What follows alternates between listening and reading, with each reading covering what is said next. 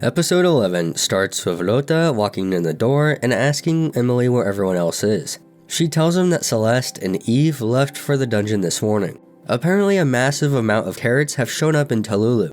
We see Eve and Celeste in the dungeon. Ryota says that's gotta be wild. That just leaves Alice, and as he recalls, since Bonesy is so scared of Celeste, she's staying at her previous house today, right? Emily tells him that's right. Ryota asks why didn't she go to the dungeon with them. She tells him since today is the Harvest Festival, she's going to meet up with Alice around noon and show her around while they check out the festivities. Ryota remembers the Harvest Festival is finally starting, huh? Emily asks if he would like to come along. We see clowns, people arm wrestling, and some stalls. Emily's taking in all the sights. There are so many stalls. Ryota agrees, it's pretty amazing, and thinks to himself Emily doesn't often get this excited over anything. Since she used to live in a dungeon, this festival stuff must be new to her, and tells Emily let's spend today enjoying the heck out of the festival. She agrees. They stop by a stall, and Emily notices an ornament. Ryota asks which one would she like. She says maybe this one, so Ryota buys it. The stall person tells him it'll be 3,000 pilos. Emily tries to convince him that she wasn't trying to get him to buy it, but Ryota tells her don't worry, please take it. She puts it on her hammer. Now she can keep the bell with her all the time. They're waiting at a fountain when Alice arrives, and tells them to listen to this. There's a weird stall off in the distance. We see some guy selling boxes, and tells them how about some experience points. Has he ever been to the dungeon called Ackle? There's a monster there called a plated mouse, and it's amazing. When you defeat one, it gives you a ton of experience points. Ryota thinks, oh, kinda like metal slimes? The guy tells him if he leaves one of these boxes out, a plated mouse stray will show up, and when you defeat it, you'll level up in a heartbeat. So how about it? Emily and Alice agree that it sounds interesting, but since Alice and Ryota can't raise their levels anymore, they suggest trying to help Emily level up. So they wait for it to turn into a stray. It eventually turns into a stray. Ryota starts with a binding bullet. Alice tells Emily to go finish it off, but Ryota tells her hold on a second and uses reservation, then tells Emily to do it. She finishes it off, and it drops a new bullet. Alice thinks it's strange. Don't strays drop nothing? Ryota tells her that's his reservation spell. When he uses it, his drop rates apply to the monster, even if it was Emily who killed it. Emily agrees, so she can level up and even get an item. Ryota picks up the bullet, and we find out that he obtained a strengthening bullet, so he decides to test it out. He goes to fire, but it doesn't go off. He starts to wonder if it's broken, so he tries a regular bullet and shoots the rock. He was right. The strengthening bullet strengthens whatever bullet is loaded after it's shot, and says it has lots of uses. They better go buy more from that stall. Later, they have lots of strengthening bullets, and wonder what to do next. They hear a scream, and wonder what that was. We see that a stray got out of its cage. Ryota kicks it, and knocks it down, and asks the girl if she's alright. He tells her everything's fine now. He beat the monster. But Alice tells him not yet. He hasn't beaten it. He looks back, and the monster grows. So Ryota pulls the girl away, and Emily hits the monster, which causes it to grow more. They realize it didn't work. Something's weird about this thing. If it grows bigger by absorbing their attacks, Neptune sees that they're having trouble, and intervenes. Looks like they've made that thing pretty big. No need to be smart about attacking it, or people could die. Neptune asks what is he gonna do, turn tail and run? Ryota tells him don't be stupid, help him out, they've got to protect their town. Neptune calls on Lil and Ran. They tell him they'll do their best, and cast Devil Curse and God Bless, which causes wings to appear on Neptune. He tells Ryota to watch, this is the power of the Neptune family. They all decide to attack at once. Ryota binds it. Emily hits it on the head. Ryota shoots it again, and Neptune casts Purgatorium Gravity. They finally defeat the monster. The town thanks them. The two of them got separated in the harvest crowds. Alice tells him try not to get lost again, okay? The mother tells her daughter she needs to thank them. She thanks Yoda. He's just glad she's safe. She tells him when she grows up, she wants to be an adventurer like him. Ryota tells her in that case, he'll hope she'll remember this, and tells her that hard work will always be rewarded. He got that from a very dear friend of his. If she's gonna try to be an adventurer too, let's work hard together. She agrees, and Emily smiles. As that wraps up, Celeste arrives. Yoda asks weren't they in the dungeon? She tells him they're just making a brief stop back, and heard they were all fighting a monster.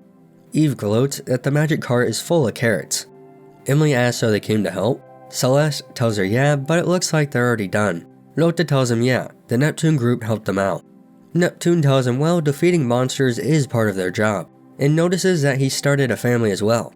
Ryota tells him yeah, they're all important members of the team. Neptune tries to convince Yoda to ditch his family and finally come over to his family, but Yoda tells him the answer is still no.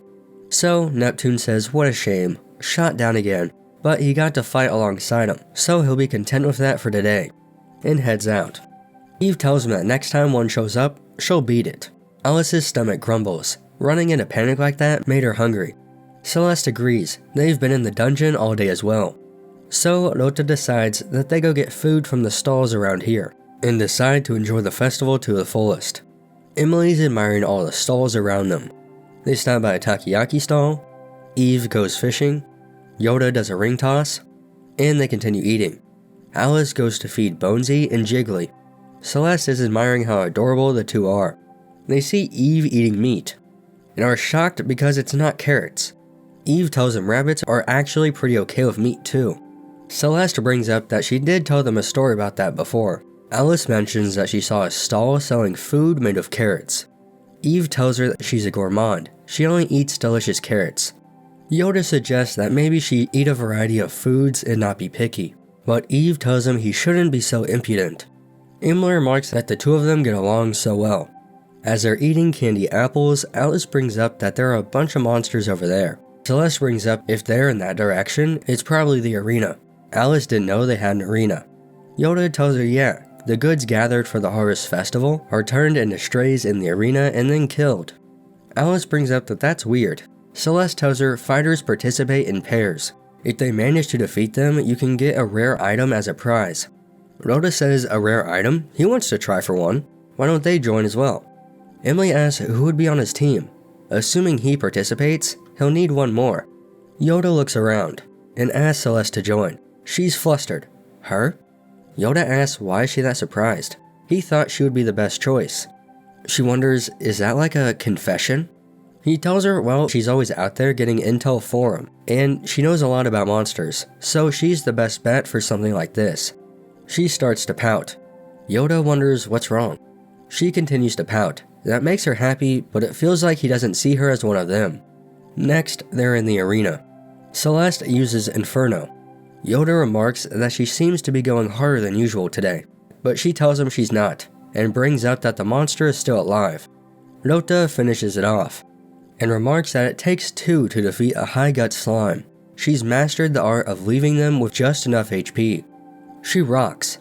She tells Yoda that she's going to work even harder. She wants to be as important a teammate to him as Emily is. Yoda tells her she already is. It's now nighttime. Yoda remarks that the Harvest Festival sure was fun. Emily agrees.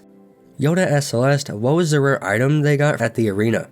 She brings up a bag and pulls out fireworks. Emily remarks that she's never seen those before. Yoda tells her those are fireworks. So they light them off. Yoda thinks to himself he never thought he'd get to play with fireworks in this world. Eve says not bad. Celeste thinks they're so pretty.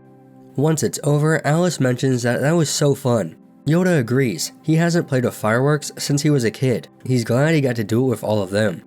Alice mentions that was her first time doing anything like a festival, so she's just really happy. Then her eyes gloss over, and she begins to walk, saying they're calling. Yoda goes to stop her, and she comes to. They wonder did something happen? Alice tells him it was a feeling like someone was calling her. Yoda asks what direction did it come from. She points to where Nihonium is. Celeste wonders if there's another monster in there that she can befriend. Alice tells her maybe. She's not really sure. Eve tells him that she wants to befriend a monster that gives infinite carrots, or she could just get a carrot as a friend. Emily tells her that she would feel bad for a carrot friend, that she's just going to eat. Yoda tells them they can go check it out tomorrow, it's late now, and that Alice should stay with them tonight. And Yoda tells Celeste try not to scare Bonesy and Jiggly too much. She agrees, she'll be careful. Yoda is then approached by the guildmaster. He's glad he came. Yoda asks what's going on. The guy tells him to have a seat. he'll put some coffee on. How many dozens of sugar cubes would you like? Yoda tells him just one is fine. He remarks that he's ever the conservative type, isn't he? The thing is, nothing's been dropping in the dungeons since last night. Talulu, silicon, arsenic, bismuth, pollen, and selin. All 6 of Sekro's dungeons have ceased to produce drops. It's never happened before. As ashamed as he is to admit it, he doesn't know how long it'll last, and asks Sato to please investigate what's going on. Yoda asks how. The Guildmaster tells him he's realized he's asking a lot, but he's the only one he can rely on. He's the one who got all those rare drops from selin. Yoda tells him, alright, he just can't ignore this. He'll do what? No, he'll do everything in his power to find out what's going on. Emily defeats a slime, but nothing drops. They see a group off in the distance, talking about how if nothing drops, they can't pay off their mortgage. What are they supposed to do about it? They've got debt, you know. Yoda mentions this looks bad. Celeste brings up that prices are already rising, and people are buying up all they can. Emily tells them it'll be terrible if they can't buy vegetables. Eve brings a slime, and tells Yoda to make a carrot out of it. Yoda tells her it's not going to happen, but he shoots it anyway, and it does drop a carrot. Eve is obviously happy. Emily wonders, but how? Nothing is dropping for anyone else. Yoda wonders if it's just him. Then remembers back to Alice saying that it feels like someone was calling for her. And Emily saying it's apparently a useless dungeon where nothing drops at all. Yoda has an idea. He'll be right back. He goes to Nihonium level 1. If all the dungeons are like Nihonium now, and if he's right about the presence Alice was picking up on, he's now at level 4, when something appears ahead of him. She's the reason nothing's dropping in the dungeons, isn't she? She's Nihonium's dungeon master. He shoots her, but it goes right through her. So she kicks Yoda, and Yoda realizes that none of his attacks work on it. She smirks at him again, then the episode ends. Some personal thoughts. It'll be interesting to see how the strengthening bullet affects his other bullets besides just the regular bullet. Like, is it going to cause the ice one to be like a huge ice pillar?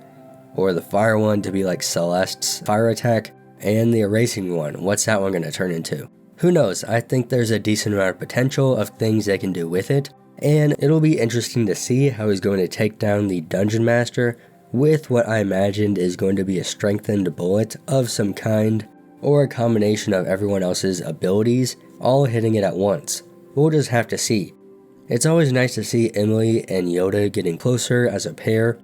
I've seen some comments about complaining about the harem aspect of this show, and I don't see the big deal.